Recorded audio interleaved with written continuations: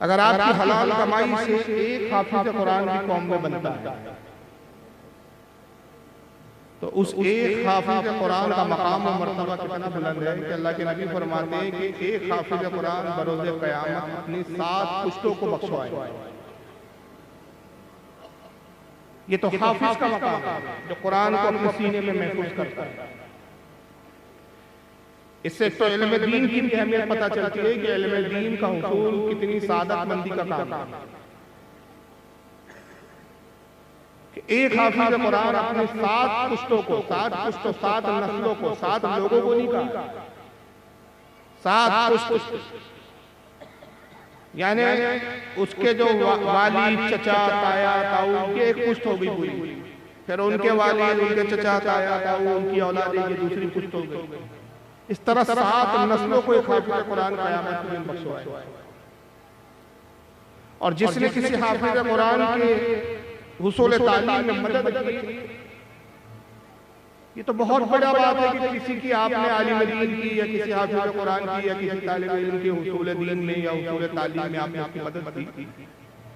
बल्कि हदीस पाक में आता है कि बरोज़ क़यामत एक ऐसा भी शख्स आएगा कि जिसके बारे में परवरदिगार आलम हुक्म दे देगा कि इसके अमाल पूरे गुनाहों से पूरे है, इसको जहन्नम में डाल दिया जाएगा, जहन्नम में भेजने का हुक्म हो जाएगा।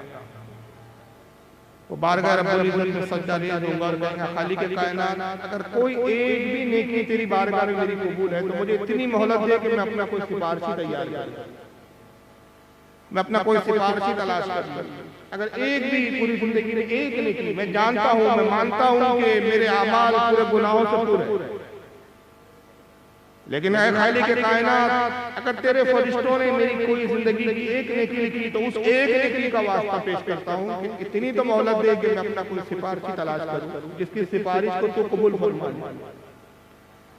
रब कदर इरशाद फरमाएगा कि ठीक है तुझे इतनी मोहलत देता हूं,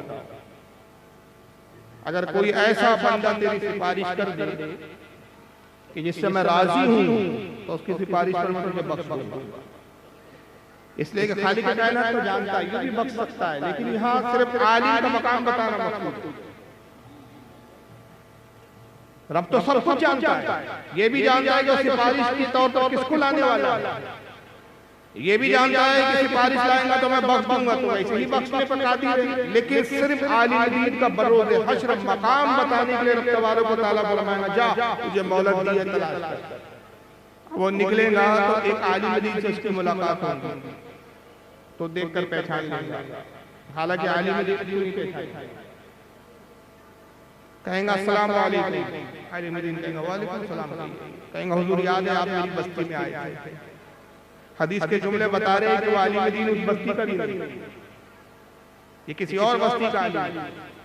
आपको याद है आप फलां वक्त में मेरी बस्ती में आए थे, अल्लाह रसूल की कुछ बातें आपने हमें बताई थी, नमाज का वक्त हो गया था और वुजू के लिए पानी की जरूरत थी, मैंने एक लोटा एक बदला वुजू के लिए पानी लाया था। आज मैं वो शख्स हूं जिसने वो पानी दिया था, मैं उस पानी का वास्ता देता और गुजारिश करता हूं कि मुझे उस पानी जो मैंने आपको वुजू के लिए दिया था उसका बदला चाहिए, और बदला ये कि आप मेरी सिफारिश की।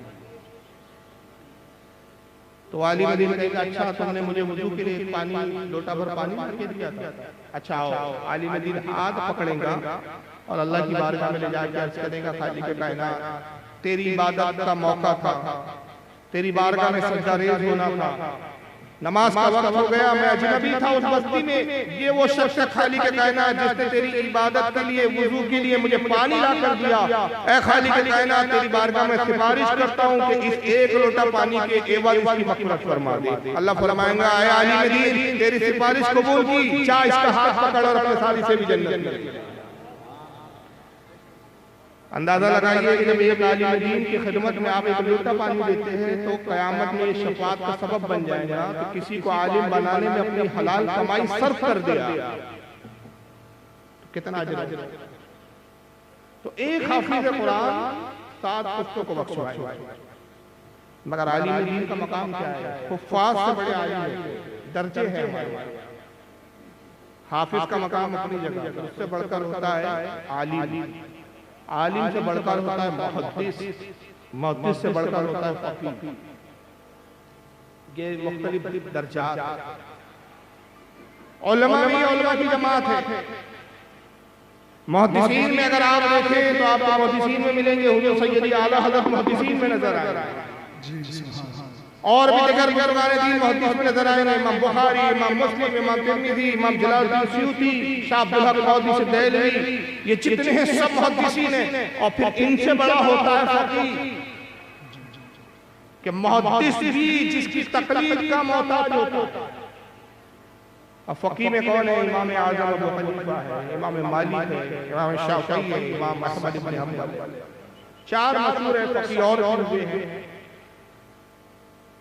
तो ये दर्जे होते हैं।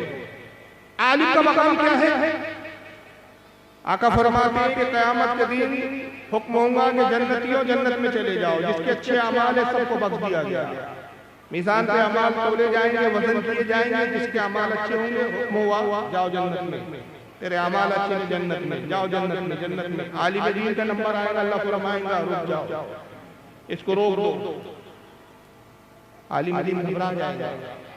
आका फरमाते हैं कि वो बार बार इज्जत में सजदा रेज़ होगा, कहेगा खालिक कायनात, दुनिया में मैंने तेरे दीन की खिदमत की, तेरे दुश्मनों से मैं लड़ता रहा, तेरे बदबू के खिलाफ मैं अपनी ज़बान का इस्तेमाल करता रहा, इस्लाम पर उठने वाले हर हरने का मैं जवाब देता रहा। रब्बे कदीर, क्या मेरी वो नेकियां बर्बाद हो गई, जाय हो गई, तेरी बारगाह में कबूल नहीं हुई? कि आबिद को हुक्म हुआ कि जन्नत में जाओ, नमाजी को हुक्म हुआ कि जन्नत में जाओ, रोज़ादार को हुक्म हुआ कि जन्नत में जाओ, परहेज़गार को हुक्म हुआ कि जन्नत में जाओ, ज़कात देने वालों की ज़कात कबूली कहा गया जन्नत में जाओ, मुझे रोक दिया गया। रब फरमाएगा ऐ मेरे रसूल की उम्मत के आलिम, घबरा नहीं, तुझे इसलिए नहीं रोका गया कि तू जन्नती नहीं है, बल्कि इसलिए रोका गया कि तू रुक और जितनों की तू शफाअत करेगा उन सबको भी मैं बख्श दूंगा। सुभान अल्लाह, सुभान अल्लाह, उसकी कोई लिमिट ही नहीं। आका कहते हैं कि जब तक आलिम दीन चाहेगा, जितनों की चाहेगा उतनों की शफाअत करता, और जब वो शफाअत करते करते उसका दिल भर जाएगा, कहेगा मौला जितनों की मैं शफाअत करता था, जितनों को मैं जानता था, मैंने सबकी शफाअत कर दी, अब हुक्म दे कि मैं भी जन्नत में चले जाऊंगा। तब फरमाएगा अच्छा तू भी चल। तो इल्म दीन की बड़ी अहमियत है, और इल्म दीन के साथ दुनिया भी इल्म चाहिए, क्योंकि हमें अल्लाह ताला ने हुक्म दिया है कि जब तक दुनिया में हो तो दुनिया में रहने का भी ढंग सीखो, यहाँ के उलूम व फनून भी सीखो। आका की हदीस है आला सनद के एतबार से ज़ईफ़ है, लेकिन मुहद्दिसीन ने इस पर गुफ्तगू की और कहा कि असल में सनद ज़ईफ़ है, लेकिन इसका मतन में खराबी नहीं है, और इसमें जो मकसद है बताने का वो इल्म दीन के हुसूल की अहमियत को वाज़ेह करना है। आका ने कहा इल्म हासिल करो अगरचे तुम्हें चीन जाना पड़े। चीन अरब से बहुत बहुत दूर था, और आज भी दूर है, ऐसा नहीं कि अब करीब हो गया, आज भी दूरी है, हजारों मील का फासला है।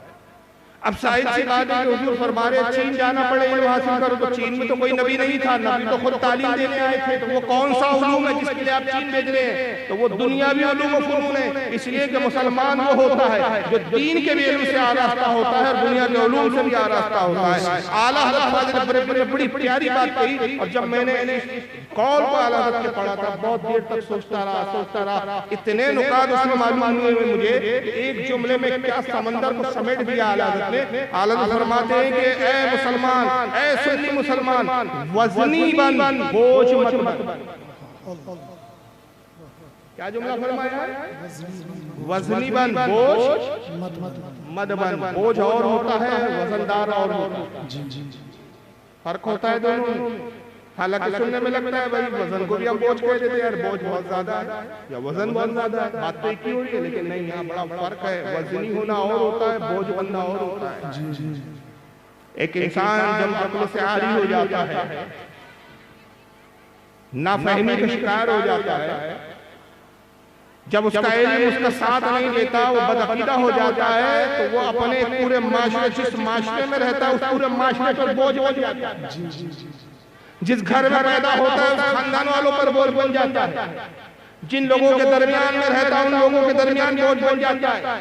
लेकिन वज़नी होना ये है कि जब इल्म फहम नफा बख्श हो जाता है और आदमी अपनी किसी एक खास फील्ड में, किसी एक खास शोबे में मेहनत और मशक्कत करता है और उसकी ताल्लुक से बड़ी तहकीक और रिसर्च करता है, तो हालत ये हो जाती है कि उस मामले में, उस फन में, उस फनून में उसका लेवल, उसका म्यार इतना बुलंद और बाला हो जाता है कि लोग उसकी तरफ इशारा करते हैं, गोया कि वो इतना वज़नी हो जाता है। कहा जाता है कि अगर इस इल्म को अगर कोई जानता है और अगर इस इल्म को सीखना है तो खुला की तरफ जाओ, जिसको कहा जाता है वो शाहरुख नीलर हो जाता है, उसकी तरफ इशारे किए जाते हैं। तो आला हज़रत ने एक पैगाम दिया कि आप जिस फील्ड में रहते हो उस फील्ड में वज़नी बनो।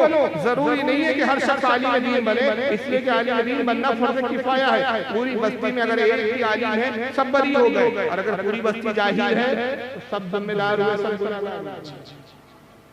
तो आप जिस फील्ड में, अगर आप डॉक्टर हैं तो अपनी फील्ड में इतनी मेहनत करो कि ऐसे वज़नी डॉक्टर बन जाओ कि दुनिया ये कहने पर मजबूर हो जाए कि अगर इस बीमारी का कोई इलाज कर सकता है तो डॉक्टर खुलासा करता है।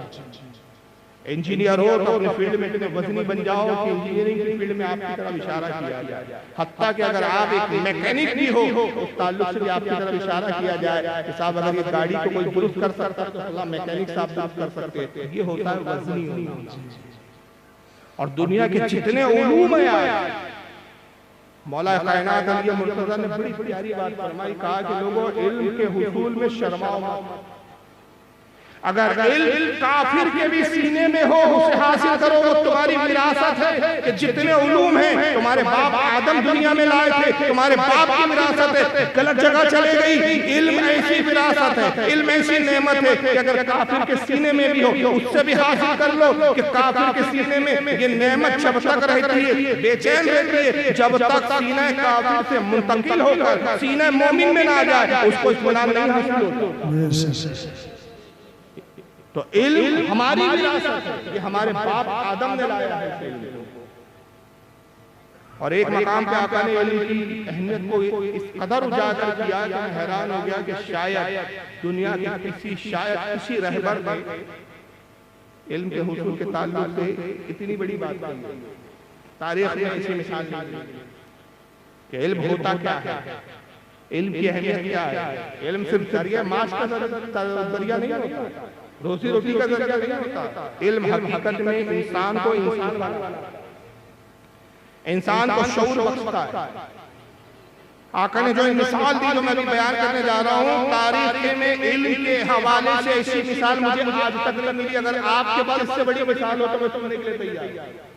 आका ने कहा लोगों इल्म हासिल करो, इल्म हासिल करो, इल्म हासिल करो। अगर तुमसे मुमकिन हो तो तुम में से कोई हुसूल इल्म के लिए लोहे के जूते बना ले, लोहे के जूतों को अपने पैरों में डाल ले और इल्म के हुसूल के सफर करता रहे, हत्ता के लोहे के वो जूते घिस जाए, खत्म हो जाए, मगर तब भी वो इल्म हासिल करता रहे। ये ना समझे कि मैंने सब कुछ हासिल कर लिया, बल्कि समझे कि जो कुछ हासिल किया है समंदर से कतरा है, हत्ता की जिंदगी खत्म हो जाएंगी, मगर इल्म पूरी मुकम्मल तौर पे तुम इल्म का हाथा नहीं कर सकते।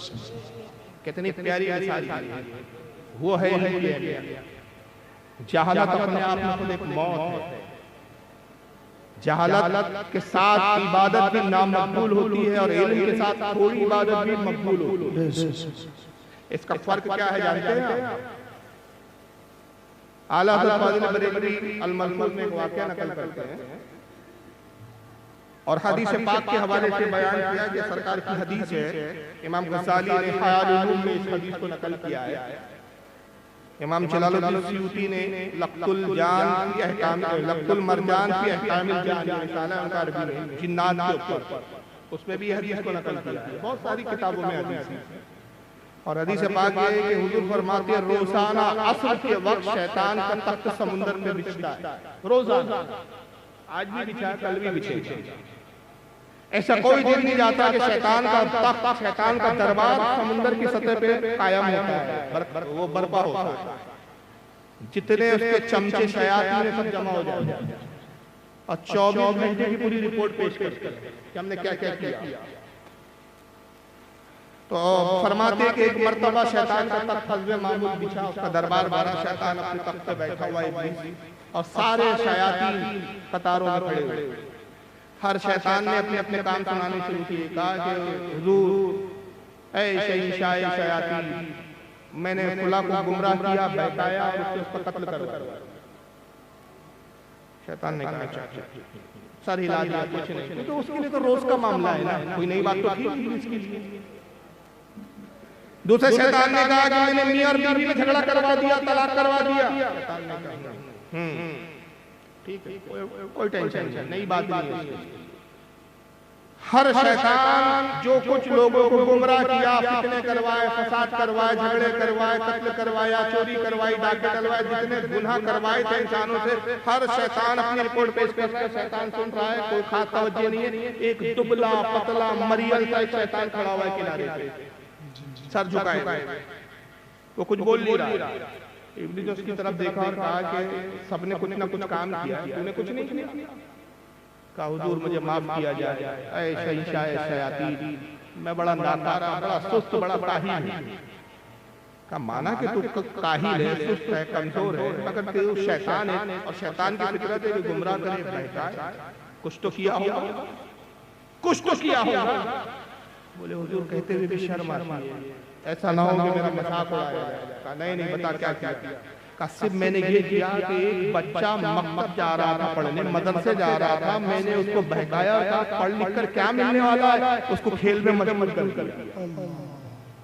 और वो जो बच्चा मदरसा जा रहा था, मदरसा जाते हुए मैंने रोक कर उसको खेल में मुलव्वस कर दिया। वो खेलता रहा ताकि मदरसा तालीम का वक्त निकल गया, ज़ाया कर दिया मैंने। बस इतना ही मैंने काम किया कि एक बच्चे को मैंने बहकाया। सारे शयातीन हंसने लगे, देखो कितना नाकारा है, इसका बस चला तो एक बच्चे पे चला।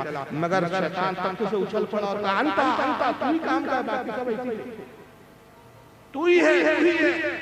सारे शैतानों को बुरा लगा, हमने इतने बड़े बड़े काम करवाए, योगी जी से भाषण दिलवाया, दंगा हो गया, हमारा ही तो काम था। क्या हुआ? यानी उसका नाम भाई फुला लीडर से हमने भाषण दिलवाया, दंगे हो गए। अगर हम उस लीडर को ना बहकाते, अगर हम उससे ये नारा ना लगवाते कि गोली मारो गद्दारों को, तो दंगा ना होता दिल्ली में। हमने इतने बड़े दंगे करवा दिए, शैतान ने हमें शाबाशी दी, इसने एक बच्चे को बहकाया और इतना वाह वाह वाह वाह। सारे शयातीन को बुरा लगा, समझ गया चेहरे को देखते कुछ तो इनको अच्छा नहीं लगा। अच्छा इसने क्या काम किया तुम जानते हो? तुम सब वो काम नहीं करते इसने किया।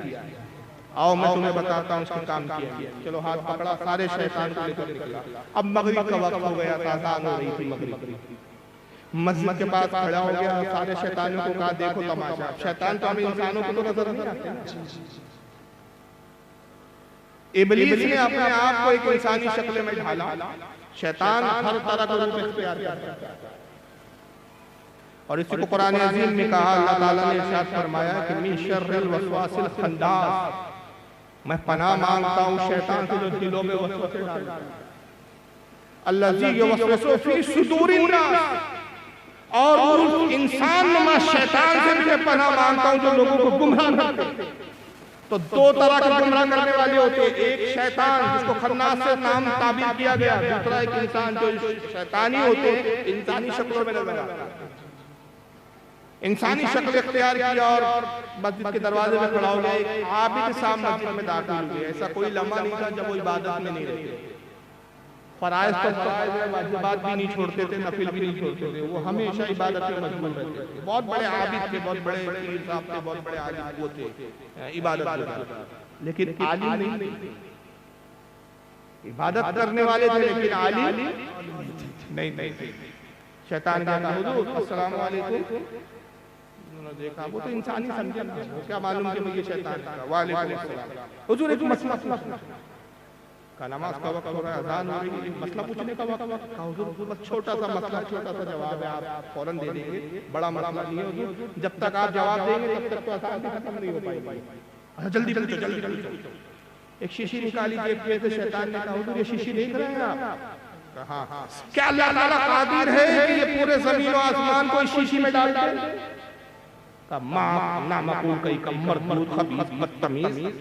शर्म हया नहीं है, बेहुदा बात करता है, मजाक करता है। अरे कहाँ इतने बड़े आसमान, इतनी बड़ी जमीन और इतनी सी शीशी और बोतल लेकर आया है और कहता है क्या अल्लाह इसमें डाल दे, चाहिए हिंदी शीशी में आसमान आ सकते? अब तेरी उंगली नहीं घुस सकती इसके अंदर, चल टपाओ। शैतान हंसने लगा, मुस्कुरा दिया। थोड़े देर के बाद उस मस्जिद के इमाम साहब आलिम दीन थे, इमाम भी थे, आलिम भी थे, वो मस्जिद में दाखिल होने लगे। इसने फिर उनसे आलिम से उनको सलाम किया, अस्सलाम वालेकुम। आलिम साहब ने भी जवाब दिया, वालेकुम सलाम। हुजूर एक मसला पूछना है। ये मसला पूछने का वक्त है, आसान है, नमाज के बाद मसला पूछ लो। कहा नहीं हुजूर बहुत छोटा सा है, अगर मसला आपने नहीं जवाब दिया तो पीछे नहीं रहेंगे, वो छोटा सा मसला जवाब दिया। अच्छा पूछो क्या क्या पूछना। फिर शीशी निकाली, हुजूर शीशी देख रहे हैं आप, क्या अल्लाह ताला कादिर है, अल्लाह चाहे तो जमीन आसमान सबको इस बोतल में शीशी में डाल दे। आलिम साहब ने कहा कि मियां तुम मुसलमान हो के ऐसी बात करते हो? अरे पूरी जमीन और आसमान को शीशी में डालना कौन सी बड़ी बात है? मेरा रब कदीर तो वो है कि वो खुद फरमाता है इन्नल्लाह अला कुल्ली शैइन कदीर, अल्लाह हर चाहे पर कादिर है। अगर वो चाहे तो पूरी कायनात को सुई के नाके सुई के सुराख में जमा कर। बेशक सुभान अल्लाह। ये शीशी भी तो बहुत बड़ी चीज है, मेरा रब तो उससे भी बढ़कर कादिर है। इब्लीस ने जैसे सुना चेहरे का रंग बदल गया, अपने शैतानों को बुलाया, कहा फर्क देख लिया आलिम में और आबिद में? ये इबादत कर रहा है, टकरे मार रहा है, टकरों पे टकरे, टकरों पे टकरे, पेंट आ गया, धब्बे पड़ गए चेहरों पर, मगर इसको अल्लाह की कुदरत पर ही यकीन नहीं, इसकी इबादत मुंह पर मार दी जाएगी। और ये आलिम है कि एक सजदा भी करता है तो भरपूर यकीन के साथ करता है, तो जिसके सजदे यकीन के साथ हो। और ये इसका इल्म था जिसने मेरे फरेब को चलने ना दिया। अगर वो बच्चा कल आलिम दीन बन जाता, हमारे जो है गिरफ्त से निकल जाता, हमारे फरेब में ना आता, बल्कि खुद भी हिदायत पाता और पूरी कौम को हिदायत देने लगता। इसने उस बच्चे को रोककर वो काम किया है कि जो तुम में से कोई नहीं करता। ये फर्क होता है आलिम में और जाहिल में। और यही शीशी में बात हो रहा हूं कि आलिम और फिर आलिम इमाम हो तो क्या कहते हैं? आलिम वक्त का इमाम हो तो फिर उसके इल्म का क्या कहना है? इमाम जाफर सादिक रज़ियल्लाहु ताला अहले बैत के फर्द है। कौन है ये इमाम जाफर सादिक? हम कुंडे मनाते हैं, इनके कुंडे खाए भी शायद हम लोगों ने, आपके यहाँ भी कुंडे होते होंगे। हम कुंडे तो खाते हैं, लेकिन कभी गौर किया, जानने की कोशिश की कि भाई इमाम जाफर है कौन? क्यों हम इनके कुंडे मनाते हैं, क्यों इनको याद करते हैं? ये इमाम जाफर सादिक के वालिद गिरामी हैं, ये बेटे हजरत सैयदना है इमाम बाकर के। इमाम बाकर के वालिद हजरत इमाम ज़ैनुल आबिदीन, इमाम ज़ैनुल आबिदीन के वालिद हजरत सैयद ताला। ये सिलसिला नसब। मगर वक्त के कितने बड़े इमाम, कैसा इल्म अल्लाह ने अता किया था। इमाम आज़म अबू हनीफा जिनकी हम तकलीफ करते हैं, उम्र में 2 साल छोटे थे इमाम जाफर। इमाम जाफर से उम्र में इमाम जाफर छोटे थे। इमाम अबू हनीफा की पैदाइश है 80 साल, इमाम जाफर की पैदाइश है 82 हिजरी, 80 साल बोल गया, माफ करना, 80 हिजरी। इमाम आज़म अबू हनीफा की पैदाइश 80 हिजरी, इमाम जाफर की पैदाइश 82 हिजरी। इमाम अबू हनीफा 2 साल इमाम जाफर से बड़े हैं, लेकिन इल्म का वो आलम था कि इमाम अबू हनीफा बावजूद इसके कि 2 साल बड़े हैं, इमाम जाफर की सोबत में गए और 2 साल इल्म हासिल किया। और इमाम जाफर जब 2 साल पढ़ा तो ऐसे ऐसे उलूम व फुनून हासिल किए कि जब कूफा आए, वक्त इमाम हुए, तवील उम्र हो गई। किसी ने पूछा कि है इमाम अबू हनीफा बताइए आपकी उम्र कितनी है? तो उस वक्त उम्र उनकी तकरीबन 60 के ऊपर हो गई, बूढ़े हो गए थे, दाढ़ी के बाल सफेद हो चुके। आपने फरमाया मेरी उम्र 2 साल। लोगों ने कहा इमाम अबू हनीफा, ताज्जुब की बात है, वक्त इमाम हो के आप झूठ कहते हैं? आपकी दाढ़ी के बाल, आपकी रेशे मुबारक सफेद हो गई है और अपनी उम्र 2 साल बताते हैं। फरमाया सुनो, मैंने 2 साल तो कहा सच था, इसलिए कि ये 2 साल मेरी उम्र इसलिए है कि जो 2 साल मैंने इमाम जाफर सादिक की सोहबत में इख्तियार किए, उनकी सोहबत में रह के पढ़ा, यही मेरी असली उम्र है। बाकी उम्र तो मैंने ऐसे ही गवा दी। और उसके बाद फरमाया खुदा की कसम लौला अब अब्दुल्ला जाफर सादिक हलाला अबू नुमान इब्न हनीफा, कहा कि खुदा की कसम अगर अबू इमाम जाफर ना होते तो इमाम अबू हनीफा हलाक। इमाम जाफर ने मुझे हलाकत से बचा दिया। ये इमाम जाफर से इनके बाद एक तहरिया आता है, तहरिया जो खुदा को नहीं मानता। मुनकिर खुदा, जो खुदा के वजूद की कायल नहीं कहते, कायनात का निजाम खुद ब खुद चल रहा है। इमाम जाफर की खिदमत में आया, इमाम जाफर आप अल्लाह के वजूद की बात करते हैं, आप कहते हैं अल्लाह है, उसने अपना रसूल भेजा, अल्लाह की तरफ बुलाते हैं। मेरे एक सवाल का जवाब का पूछो, क्या पूछना चाहते हैं? उसने भी एक शीशी निकाली और शीशी निकालने के बाद कहा, ये शीशी देख रहे हैं कि अल्लाह कादिर है कि इसमें आसमानों को समेट के डाल दे। अब इमाम जाफर ने उसको जवाब वहां दूसरा दिया, देखिए वहां मामला अलग था, वहां जवाब आलिम दे रहा है। तो दलील में क्या कह रहा है वो, इन्नल्लाह अला कुल्ली शैइन, कुरान को पेश करता है। लेकिन यहाँ इमाम का मामला देखिए, हुजूर ये शीशी है कि अल्लाह कादिर है, कुदरत है तुम्हारे रब को, अगर रब है, उसका वजूद है, तो क्या तुम्हारे रब को ये कुदरत है कि तमाम आसमानों को शीशी में डाल दे? आपने फरमाया बेशक मेरे रब की कुदरत है। कहा इमाम, अब मेरा एक दूसरा सवाल, क्या आपका रब इस पर भी कादिर है कि शीशी में जब आसमानों को डाले तो आसमान छोटे नहीं होने चाहिए और शीशी बड़ी भी होना चाहिए?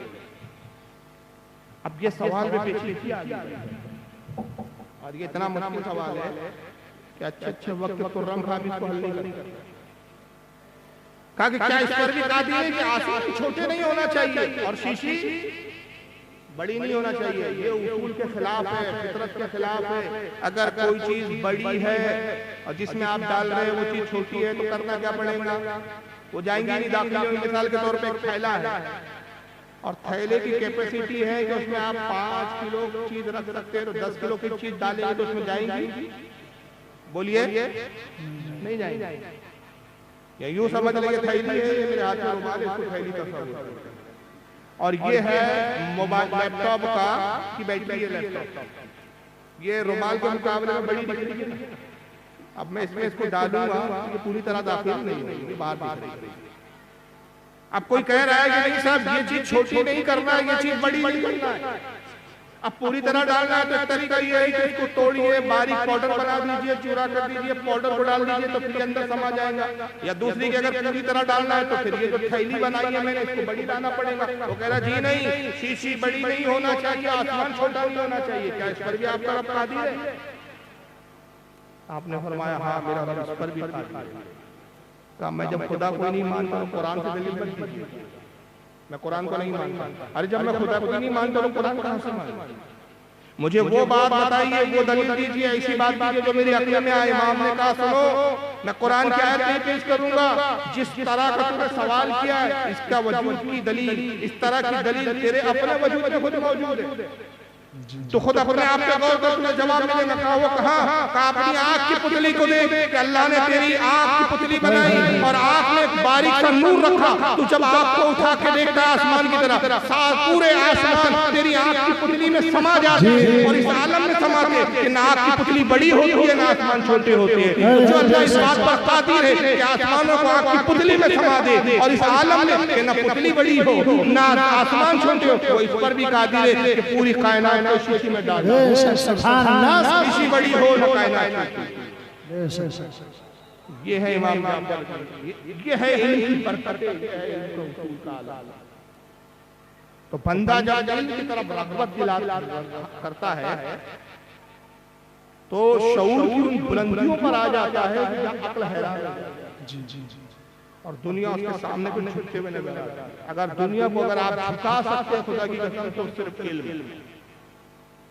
इल्म एक ऐसी चीज है जिसकी बुनियाद पर आप दुनिया को झुका सकते हैं। हम आला हलक का जिक्र करते हैं, मगर मसलक के आला हलक नारे लगाते हैं, मगर हमने इस पर गौर नहीं किया कि आला हलक पहचाने किस बात से जाते हैं। इल्म की बुनियाद पर पहचाने। इस सदी में जितनी रिसर्च आला हजरत पर की है लोगों ने किसी आलिम के ऊपर, इस पर मेरा एक रिसाला मैंने बहुत साल पहले लिखा था, जिसका नाम है इमाम अहमद क्या इंटरनेट पर भी मौजूद है। हमारे नागपुर की रज़ा अकेडमी ने इसको शाये किया था और आपके यूपी के ही बहुत बड़े बुजुर्ग हैं गुलजार मिल्लत जिनको कहा जाता है, उनकी तकरीर के साथ वो किताब छपी थी। उस वक्त आज से तकरीबन 16 साल पहले लिखा था इमाम अहमद तहकीक क्या है। उस वक्त कम से कम मैंने जो फेहरिस्त तैयार की थी तहकीक के बाद 13 लोगों थे जिन्होंने आला हज़रत से पीएचडी किया था। अब तो पीएचडी करने वाले और बढ़ 72 उलूम पर आला हज़रत को महारत ताम्मा हासिल थी। एक जमाने में 56 उलूम कहा जाते थे, लेकिन जब तहकीक बड़ी बड़ी बड़ी तो अब 72 उलूम तक पहुंच चुकी है कि 72 उलूम में जिनके आला को महारत ताम्मा। और फिर इन 72 उलूम और फनून पर जो मुख्तलिफ किताबें हैं उनकी तादाद कमोबेश 1300 के करीब किताबें हैं। अंदाजा लगाइए जिस जात ने इस सदी में आप की यूपी की जमीन पर आपसे करीब, बरेली आपसे करीब है, इतने करीब होकर एक ऐसी जात पैदा हुई कि जिसके इल्म का लोहा पूरी दुनिया मान रही है। बरेली की एक कमरे में एक अपने हुजरे में बैठकर 72 उलूम और फनून पर 1300 किताबें लिखी। तो जिसने 1300 किताबें लिखी तो पढ़ी कितनी किताबें होंगी? पढ़ी कितनी होंगी? अक्ल हैरान है। इसीलिए कहने वाले ने कहा कसरे मीनारे रज़ा तो बहुत बुलंद काफी है, तुम इसके पहले सीने पे चढ़ के दिखला दो। फतावे रज़िया तो करामत है, हदायत बख्शिशी पढ़कर दिखला। तो ये कौन सी चीज है कि बरेली के गुमनाम शख्स को, आला हज़रत गुमनामी तो थे ना, आला को इस बुनियाद पे थोड़ी पहचानते जो नकी अली खान के बेटे। आला हज़रत इस बुनियाद पे हम नहीं जानते कि वो पठान खानदान के हैं। आला हज़रत को इस बुनियाद पर नहीं मानते कि 9 गांव के जागीरदार थे। अरे भाई उनसे भी बड़े बड़े जागीरदार उस दौर में थे, उनसे भी बड़े बड़े ओहदों पर लोग थे, उनसे भी बड़े बड़े पैसों में माल में ज्यादा लोग थे। आला हज़रत की बुनियाद पर पहचाने गए। आला हज़रत पहचाने गए अपने इल्म की बुनियाद, जी बेशक, खिदमत दीन की बुनियाद, जी रसूलुल्लाह का जो अपने इल्म के जरिए दिफा किया उसकी बुनियाद। तो ये इल्म है जो इंसान को बुलंद कर देता है, ये इल्म है जो इंसान को परवान चढ़ा देता है, वक्त का इमाम बना देता है। और तारीख का अगर आप जायजा लेंगे तो हुसूल इल्म के लिए लोगों ने कैसे कैसे जस्तजू की।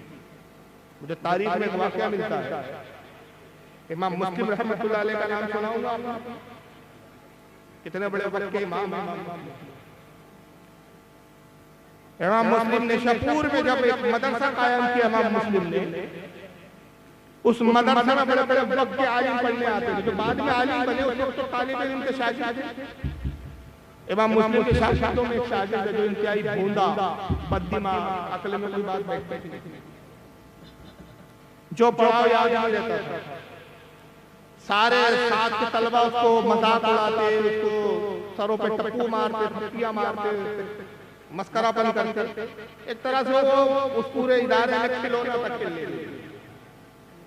लेकिन पढ़ने की बड़ी लगन थी बच्चे को, उस तालिब इल्म को पढ़ने में बड़ा मोहब्बत, इल्म से मोहब्बत, मगर ज़हन इतना मजबूत नहीं था कि कुछ बातें ज़हन में बैठ सके। नतीजा ये हुआ कि वो रोजाना इमाम मुस्लिम की डांट भी सुनता, मार भी खाता। एक दिन ये हुआ कि इमाम मुस्लिम ने जब उसका सबक सुना और वो सबक ना सुना सका तो इमाम मुस्लिम बड़े गुस्से में थे। इमाम मुस्लिम ने उसको इतना मारा कि उसकी पीठ से खून जारी। और जलाल में आपने फरमाया कि कम वक्त तो मेरा दिमाग खा जाता है, तू पढ़ने आता ही क्यों है? तू पढ़ना छोड़ दे, जा कुछ और काम कर, खेत में जा, हल जो, ये इल्म तेरे बस का काम नहीं है। उसको बहुत बुरी तरह मारा, पीटा, डांटा, उसको बहुत बुरा लगा, ये रोने लगा। सारे शागिर्द आपस में जमा हुए, उन्होंने कहा चलो आज इससे मजाक करेंगे। आज इमाम मुस्लिम ने इसको मारा भी है, पीटा भी है।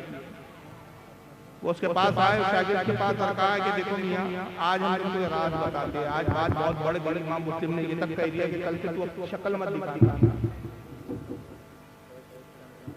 अरे नहीं होगा भाई, मुझे मालूम है वो पन्नी है उसमें नहीं दिखेगा, नहीं दिखेगा, प्रोग्राम का मजाक बन जाता है, कुछ नहीं दिखेगी, मुझे पता है। साउंड आएगा ना उसको क्लियर दिखेगा। क्या मजाक है, बोलने के बाद जब इंतजाम नहीं कर सके तो करना ही नहीं।